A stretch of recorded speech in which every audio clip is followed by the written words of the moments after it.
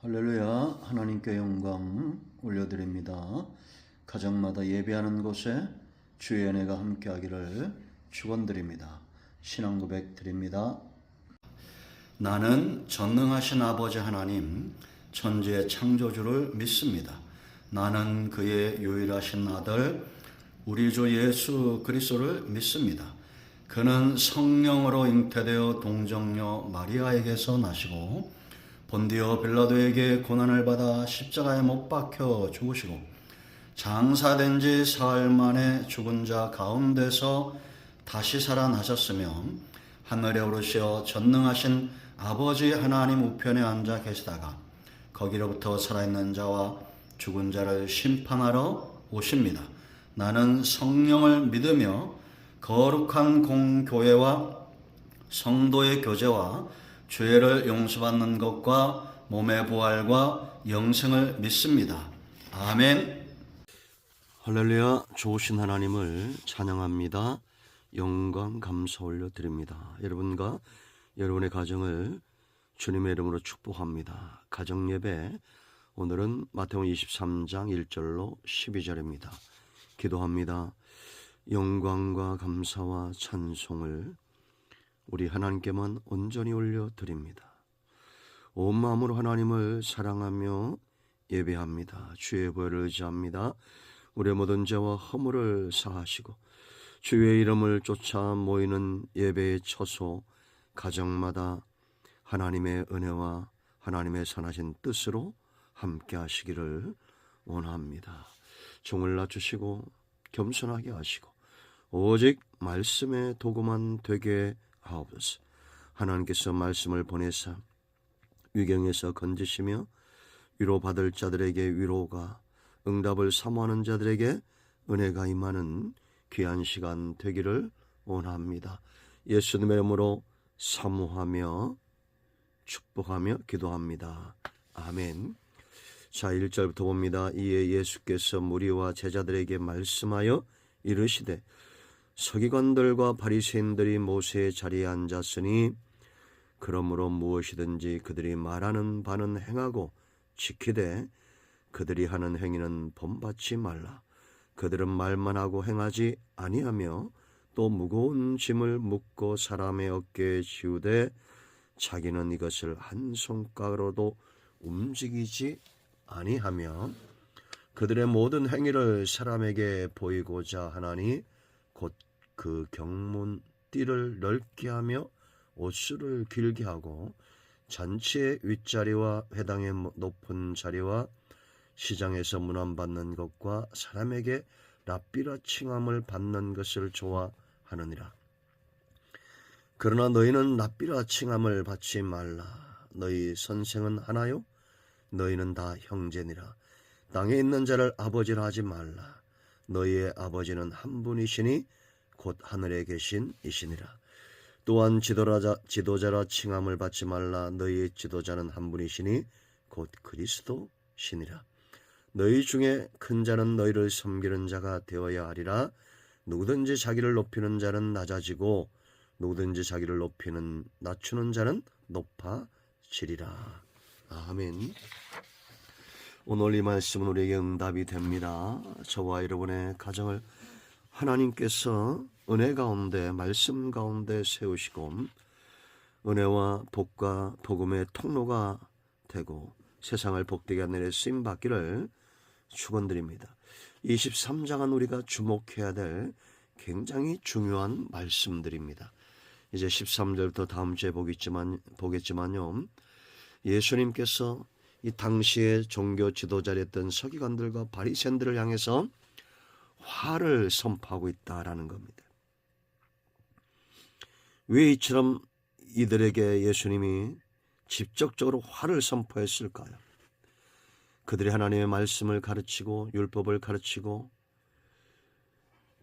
하나님 앞에서 쓰임받는 자들이었기 때문입니다. 이것은 놀라운 축복이죠. 오늘날 성도들은 왕같은 제사장들입니다. 세상을 복되게 하는 것은 복음입니다. 말씀입니다. 하나님의 은혜입니다. 하나님의 선하신 뜻입니다. 이러한 위치, 복음을 전하는 자들이 크거나 작거나 그 사역이 작거나 크거나 굉장히 중요한 것입니다. 여러분 생각해 보세요. 저수지에서 우리나라는 샘의 근원에서 집까지 수도가 다 연결이 되어 있습니다. 깨끗한 물이 수도관을 통해서 올 때 그것이 생수가 되죠. 생명을 살리는 물이 됩니다. 그러나 관이 녹슬었다고 생각해 보세요. 그거는 독약을 탄 물과 똑같은 거죠. 마실 수가 없는 겁니다. 하나님의 말씀은 세상을 살립니다. 예수 그리스도의 복음은 오직 유일한 구원의 길입니다. 우리는 마땅히 이 복음의 통로가 되어야 됩니다. 그런데 당시의 서기관들과 바리새인들은 오늘 본문이 중요한 이유는 이들이 이제는 녹슨 수도관처럼 그렇게 병들어 있다는 거예요. 주님이 먼저 그들의 삶을 경고하고 있다. 우리가 들어야 될 이유가 여기 있습니다. 2절 보세요. 서기관들과 바리새인들이 모세의 자리에 앉았다라고 말합니다. 실제로 이들은 회당에서 율법을 가르칠 때 모세의 자리라고 자리를 마련해놓고 거기 앉았다라는 겁니다. 여러분 말씀을 가르치고 하나님의 뜻을 전하고 그 말씀을 가지고 사람들을 세워가는 것, 이것이 중요하지 자리가 중요하진 않습니다.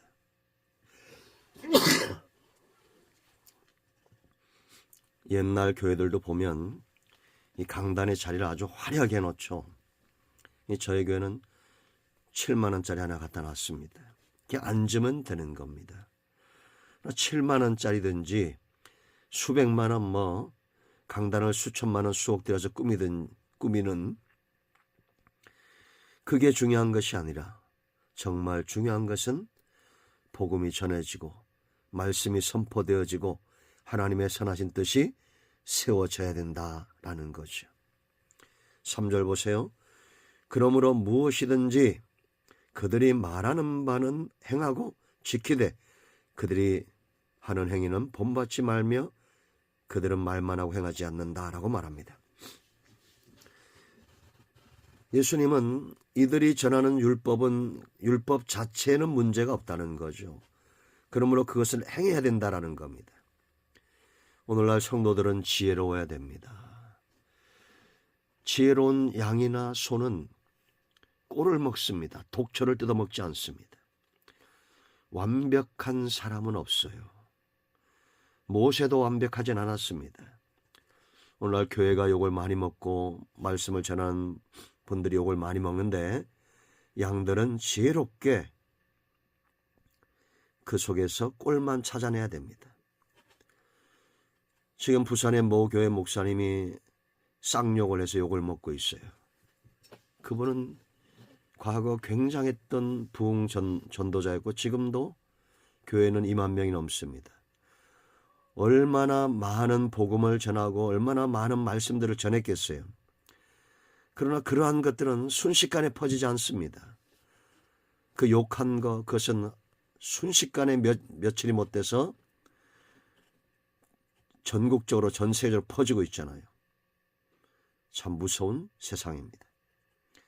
복음이 빨리 전해야 될 줄로 믿습니다. 그러므로 우리는 지혜롭게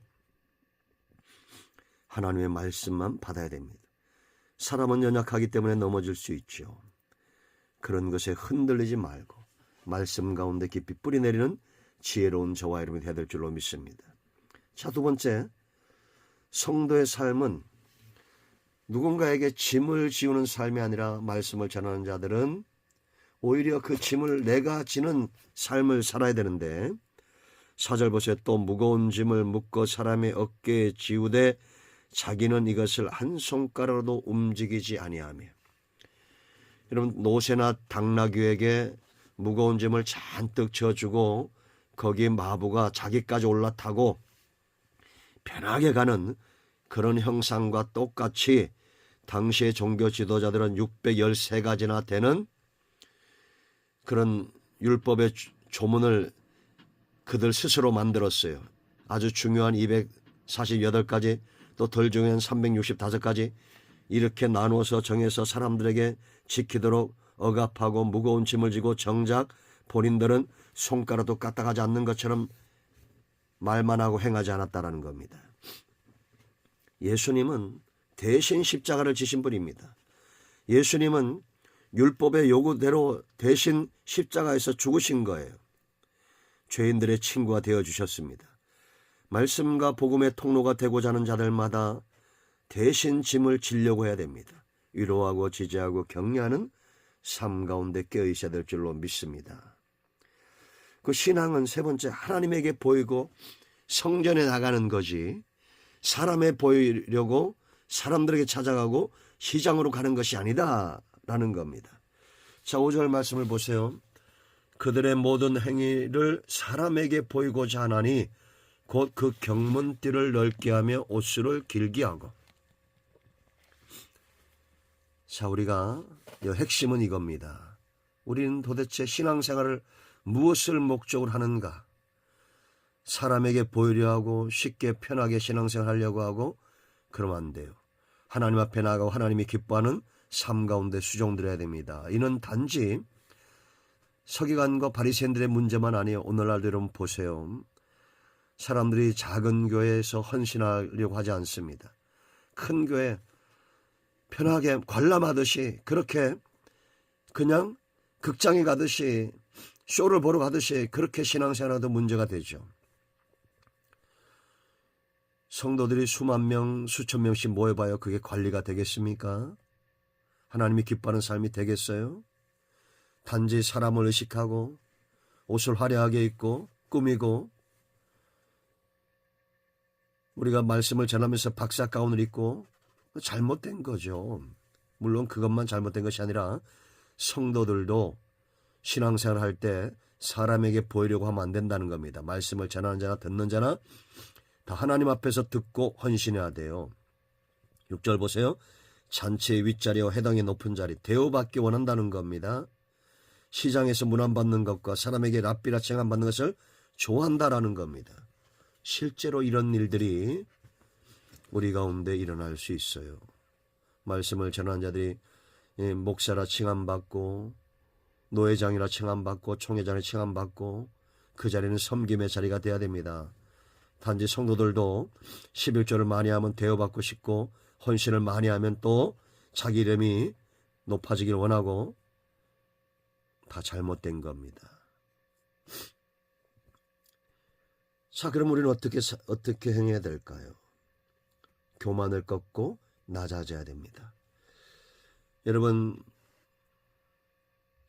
이제 8절로 12절은 겸손한 자의 삶이에요. 이들은 랍비라 칭함을 받기를 기뻐하지 않습니다. 오직 선생은 예수 그리스도, 예수님 한 분이에요. 우리의 영혼의 선생, 말씀의 진리를 온전히 깨닫게 하시는 예수 그리스도. 우리는 다 형제입니다. 형제의 자리로 낮아져야 돼요. 예수님도 이 땅에 십자가를 지기 위해서 죄인의 친구로 우리의 맏형으로 형제로 오셨습니다. 땅에 있는 자를 아버지라 하지 말라. 이들은 오직 겸손한 자는 하나님만 아버지라 부르고 그 앞에 엎드기를 사모합니다. 지도자라 칭함을 받지 않습니다. 지도자는 오직 예수 그리스도, 우리의 구원을 여시고 구원의 길로 인도하시는 유일한 그리스도. 이걸 아는 자들은 낮아지고 섬기는 자가 되게 돼 있어요. 이들이 큰 자입니다. 너희 중에 큰 자는 너희를 섬기는 자가 되어야 하리라. 누구든지 자기를 높이는 자는 낮아지고 누구든지 자기를 낮추는 자는 높아지리라. 할렐루야.